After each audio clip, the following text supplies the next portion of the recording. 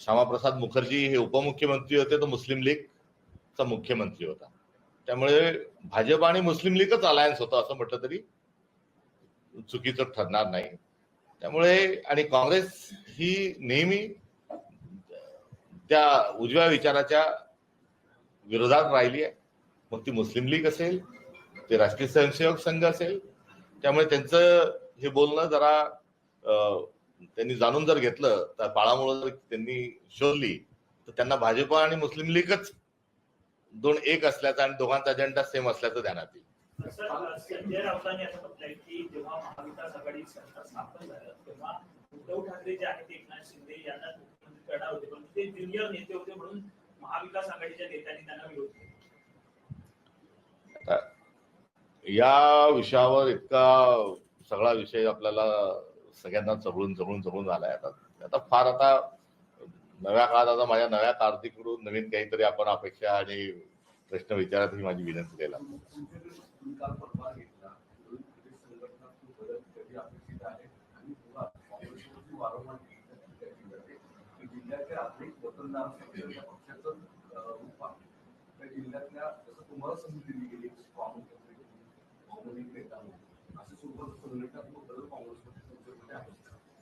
माझ्या नियुक्तीतूनच तो संकेत आलेला आहे. आप सब समझदार हो, समझदार को इशारा काफी आहे. ऑपरेशन टायगर राबवलं जातंय महाराष्ट्रामध्ये अशी चर्चा आहे राजकीय वर्तुळात. याला रोखण्यासाठी शिवसेना युतीकडनं प्रयत्न केले जात आहेत, पाऊल उचलली जातात. काँग्रेसकडनं काय त्यांच्याकडनं नाही, ह्या थोडा थोडा राज्य करा, घोडे बाजार या प्रवृत्तीच्या विरोधात काँग्रेस नेहमीच राहिलेली आहे. आता यात विडंबना बघा की इकडे ते तथाकथित ऑपरेशन टायगर राबवल्याच्या खबरं आपण ऐकतोय आणि दुसरीकडे त्यांच्यातलेच पदाधिकारी, मोठे मोठे पदाधिकारी सांगतात आहे की भाजपचे 1 कोटी सदस्य नोंदणी झाली आहे असं सांगतात. त्या दोन्हीकडे आपण जेव्हा बघतो तेव्हा केवळ मतदार याद्यांमध्येच बोगसपणा नाही, तर त्यांचे सदस्यत्व नोंदणीमध्येही बोगसपणा आहे. अरे तुमच्या जर 1 कोटी तुमचे सदस्य झाले तर कशाला दुसरे पक्ष फोडता? कशाला दुसऱ्या पक्षातले लोक तुमच्या पक्षात घेता? कशाला एका शिवसेनेच्या 2 शिवसेना करता? कशाला एका राष्ट्रवादीच्या 2 राष्ट्रवादी करता? मात्र मुळात भाजपांना हे माहिती आहे की आपल्या पायाखालची सत्ताधारी एका दिवसात ती ओढून घेतल्या जाईल आणि ते नेहमी खडबडून जागे होतात आणि भूकंप आल्याचा आणि आपण सत्तेतून गेल्याचा त्यांना भास होतो. त्याचा भास जो आहे हा त्यांची चिंता जी आहे ती बरोबर आहे, कारण त्यांचा जो बेगडी खेळ आहे हा जास्ती दिवस चालणारा नाहीये. त्यामुळे ते सातत्याने स्वतःच जी संख्याबळ आहे प्रतिनिधी म्हणून ते वाढवण्याच्या नेहमी प्रयत्नात असतात. काँग्रेसला नेहमीच घराणेशाही म्हणून पाहिलं जातं, ओळखलं जातं. आता आपल्या कारकिर्दीमध्ये नवीन चेहऱ्यांना संधी मिळेल का आणि कधी मिळेल? मी आपल्याला आधी सांगितलं तर माझी नियुक्ती हा त्याचा संकेत आहे. येणाऱ्या काळामध्ये मिळेल का नवीन? थोडी वेळ द्या, संधी द्या, बघा.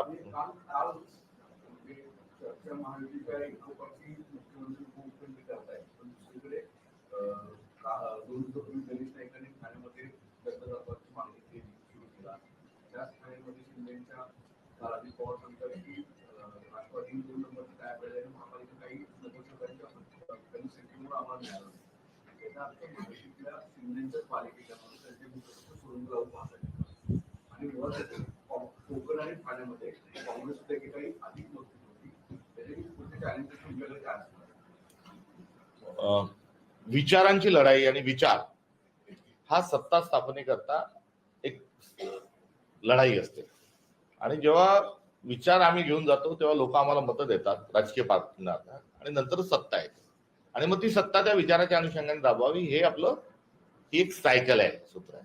पण अलीकडच्या काळात विचार बाजूला ठेवून केवळ सत्ता याकडे फोकस झालेला आहे आणि जी महायुती आहे ही महायुती कुठेतरी भाजपचा विचार एका ठिकाणी त्यांचा असेल, मात्र तोही विचार फार क्षीण झालेला दिसतोय.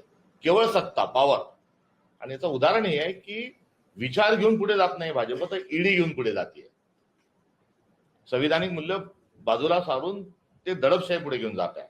त्यामुळे त्यांचा सत्ता हे लक्ष राहिलेलं आहे आणि अर्थात हे देऊन गेलेले नव्याने त्याच्यात सामील झालेले जे 2 उपमुख्यमंत्री आहेत हे सत्ता म्हणूनच गेलेले आहेत.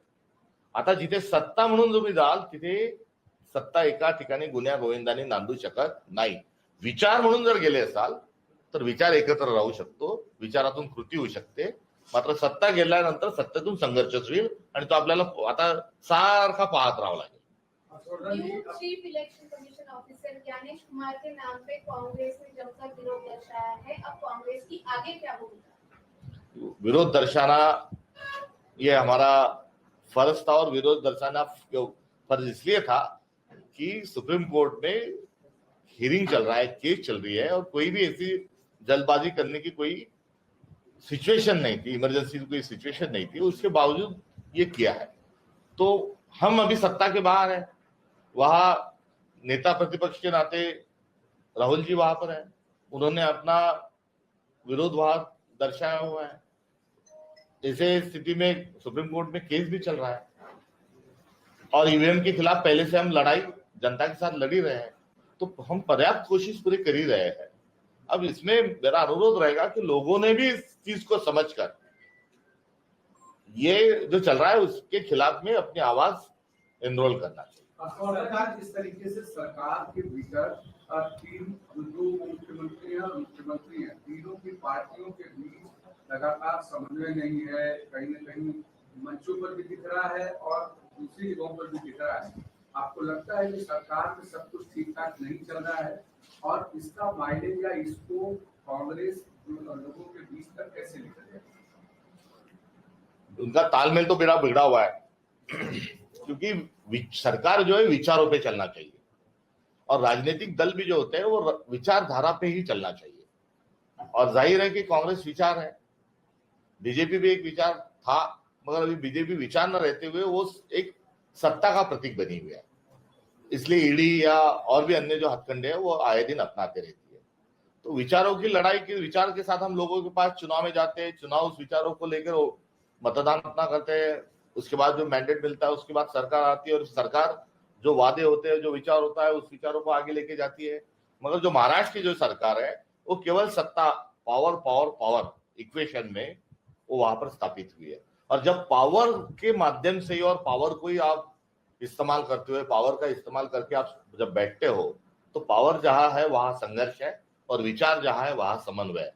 तो ये केवल सत्ता के हाथे आने के लिए लोग इकट्ठा हुए हैं और इनमें आए दिन जो संघर्ष है वो चलता रहेगा। वो संघर्ष पैसे को लेके होगा, मान को लेके होगा, सम्मान को लेके होगा, फैसले मैं ही करूंगा को लेके होता, मैं बड़ा ये दिखाने के लिए ये संघर्ष हमको देखना पड़ेगा। आखिर इस संघर्ष को लेकर कांग्रेस जनता के बीच में क्या जाएगी कि नहीं जाएगी? दूसरा इससे जुड़ा एक और सवाल है कि आप चूंकि नए अध्यक्ष बने, कांग्रेस दो बड़े चुनाव अभी जीत चुकी है और उसमें विधानसभा चुनाव में शिकस्त के बाद जो कांग्रेस वर्कर है वो काफी निराश उदास है। अब आप उसको रिवाइव करने के लिए क्या भूमिका लेंगे? चुनाव आएंगे, चुनाव जाएंगे, हार जीत जो है वो चलते रहेगी, राजनीति एक चक्र है। मगर इस चक्र में अहम जो चुनौती है वो चुनौती है कि आप आपके विचारों के साथ कायम हो या नहीं हो। उस विचार की लड़ाई आप जनता के बीच में जाके लड़ोगे या नहीं लड़ोगे। तो इस लड़ाई को लड़ने का पूरा जज्बा ये कांग्रेस कार्यकर्ताओं का है।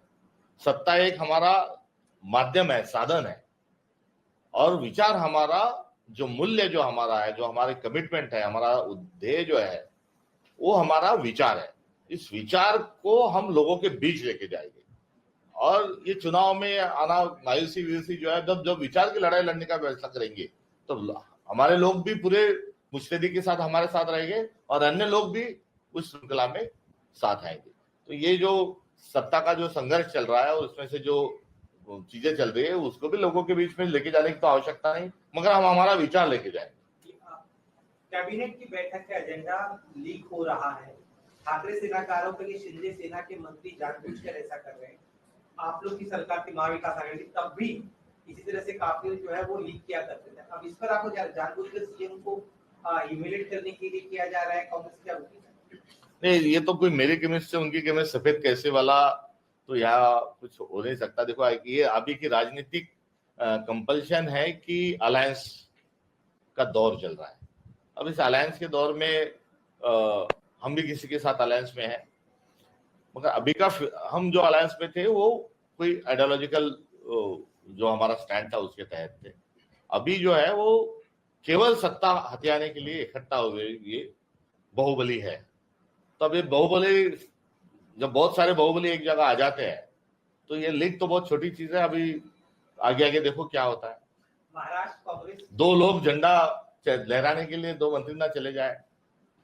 महाराष्ट्र कांग्रेस की जो जमी जमाई व्यवस्था रही है उसने कभी भी कार्यकर्ताओं को बढ़ने नहीं दिया। तो ऐसे में अब आप जब आपने चार्ज लिया है तो यहाँ पे जो शिक्षण सम्राट है, कारखाना सम्राट है, जिन्होंने कभी कार्यकर्ताओं को बढ़ने दिया, उन्हें किस तरह से आप कंट्रोल में रखेंगे ताकि जमीन पर बैठने वाले काम करने वाले कार्यकर्ताओं को मौका मिले?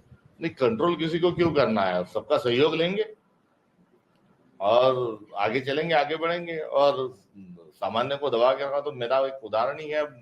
मुझे उसी विचार से यहाँ आया है, आप सब लोग भी उसको अप्रिशिएट करते हो तो उसी में जाएगी। और मेरा इंटरेस्ट विशुद्ध स्वरूप में राजनीतिक लड़ाई लड़ना है और संगठन को मजबूत करना है। आपके जो दो साथी हैं ठाकरे सेना और शरद पवार, अब चूंकि आप जमीन से उठकर आए हैं, ऐसे में जो दो परिवारवाद का प्रतीक है उनके बीच में बैलेंस कैसे बनाएं? क्योंकि आमतौर पे यही आरोप लगता है कि बाकी जो आपके दोनों साथी हैं वो भी कार्यकर्ताओं को एक्सेप्ट नहीं करते, अपने कद के लोग हमेशा लेकर चलते हैं। चुनाव जो है लोकसभा विधानसभा के हो चुके, जहां अलायंस का फैसला हमारे आला कमान का था और वो राजनीतिक तौर पर वो जरूरत भी थी। अभी आने वाले 5 साल कोई चुनाव नहीं है, तो आने वाले 5 साल में मैं अलायंस की चर्चा करते हुए क्यों चलूं? मैं उसका रिस्पेक्ट करूंगा, उस फैसलों का, हमारे अलायंस पार्टनर का भी मैं रिस्पेक्ट करूंगा। मगर मुझे महाराष्ट्र प्रदेश कांग्रेस कमेटी का अध्यक्ष बनाया हुआ है, तो मैं इस पूरे महाराष्ट्र में जो 288 सीट्स है उसमें हमारी पार्टी वहां कैसे काम करे उसके तरफ मेरा ध्यान ज्यादा है। मैं महाविकास आघाड़ी का एक जिम्मेदार हिस्सा हो सकता हूँ, मगर मैं अध्यक्ष जो हूँ मैं कांग्रेस का हूँ। और अभी अलायंस की कोई बात नहीं, अभी क्या होगा नहीं होगा, आगे कैसे क्या होगा या आगे की बात है, तो मैं फुल फ्लेज महाराष्ट्र प्रदेश कांग्रेस कमेटी की जिम्मेदारी का उधर निर्वाह करने के लिए कमिटेड हूँ। आप अध्यक्ष के तौर पर चार्ज लिए हैं, पहली प्राथमिकता कांग्रेस के लिए आपकी महाराष्ट्र में क्या होगी? दूसरी प्राथमिकता, 3 प्रमुख प्राथमिकताएं आपको बतौर अध्यक्ष क्या चीजों को मानते हैं कि कांग्रेस में किसकी जरूरत है आज के समय में पूरे कांग्रेस को आगे स्टैंड करने के लिए, फॉर्मली मजबूत करने के लिए? सामने कॉर्पोरेशन के चुनाव है, महापालिकाओं के चुनाव, क्या 3 प्रमुख आपके? 25 तारीख को सुप्रीम कोर्ट में जो लोकल बॉडी इलेक्शन को जो फैसला है उसके तरफ हम सबका ध्यान है, आपका भी ध्यान है उसके तरफ। उसको देखकर इस प्रायोरिटी को अलाइन किया जाएगा, क्योंकि उस वक्त यदि वो आ जाते तो फिर जाहिर है कि हमको उसी पे पूरा ध्यान देना होगा। मगर उसके अलावा अपने 3 बोले, मैं तो जो 10 है पहले वो बताना चाहूंगा। मगर चलो, तो इसमें किसान आज बहुत परेशान है, फसलों को दाम नहीं, दिन ब दिन दाम गिरते जाते हैं। अरहर की बात हम ले तो अरहर अभी कल्टीवेट हो चुका है, और जब वो फसल घर में आई तब केंद्र सरकार ने अरहर को ऑस्ट्रेलिया से इंपोर्ट किया। वहां से लेके तो सोयाबीन को दाम नहीं, कपास को दाम नहीं, ऑनियन का जो प्रॉब्लम है वो अपनी जगह है। तो ये सारे किसानों की जो समस्या है उसको लेके हम आंदोलनात्मक भूमिका पे जाने के लिए और उस समस्या को एड्रेस करना ये प्रायोरिटी है। युवाओं की, बेरोजगारों की जो समस्या है उनके भी समाधान और उनके भी हौसला अफजाई और उनकी समस्या की तरफ भी ध्यान आकर्षित करना ये भी प्रायोरिटी है। और इसके साथ सबसे बड़ी जो चुनौती है और अब जो प्रायोरिटी कांग्रेस के माध्यम से रहेगी, तो ये कांग्रेस तो ये संविधान जो निर्माण हुआ उसमें 300 जो लोग थे, बाबा साहेब अम्बेडकर जी ने जो ड्राफ्टिंग कमेटी के अध्यक्ष थे उसको लिखा, मगर उस कमेटी में जो मेजोरिटी जो थी, और मेजोरिटी नहीं तो 2/3 जो लोग थे वो कांग्रेस के थे, 230 के आसपास। जब वहां पहली संविधान सभा में बैठे तो उन्होंने जो सत्ता देखा वो तो सत्ता हथियाने का देखा नहीं, और उसके पीछे चले जाए तो आजादी का भी जो था वो केवल सत्ता हस्तांतरण नहीं, तो भारत कैसा होना चाहिए ये था। मेरे कहने का मतलब जो है, तात्पर्य में इन दोनों चीजों को इसलिए मैंने फ्लैग किया कि इससे मेरी बात को और ताकत मिलेगी। आज महाराष्ट्र में जरूरत क्या है, तो महाराष्ट्र की जो सामुदायिक सार्वजनिक जो सद्भावना है उसमें बहुत ज्यादा बड़े पैमाने पे गिरावट है। कौन किसी जाति का सरनेम पूछ के, जो महाराष्ट्र में कभी नहीं था कि आप कौन हो, कौनों का इशारा आपकी जाति क्या है। धर्म से बहुत ज्यादा आगे अब जात पूछने लग गए, कौन किस जात का है, क्या जात का है, वो देख के चलने लगा है। ये बात यही नहीं रुकी। तो सामान लेने के लिए जब बाजार जाते हैं तो अपनी जात का होगा तो उसी की दुकान से सामान लाया जाए, उसी की दुकान से कपड़ा लाया जाए। ये आज महाराष्ट्र में बदकिस्मती से हमें देखना पड़ रहा है। और इसके साथ साथ कोई धार्मिक कार्यक्रम होते हैं तो धार्मिक कार्यक्रम में वहां उद्बोधन के लिए कौन बुलाए, तो अपने जाति के आदमी को बुलाओ। यहां तक जो सद्भावना में गिरावट है, ये बहुत चिंता की बात है। और इस सद्भावना को ऊपर लाना, और आज महाराष्ट्र में सबसे ज्यादा आवश्यकता किसी चीज की है तो सद्भावना की है।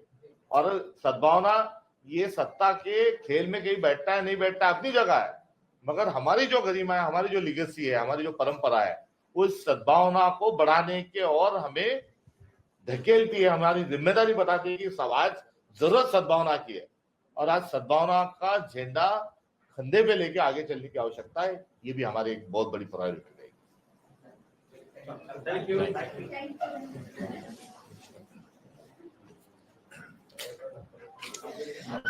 एक रोल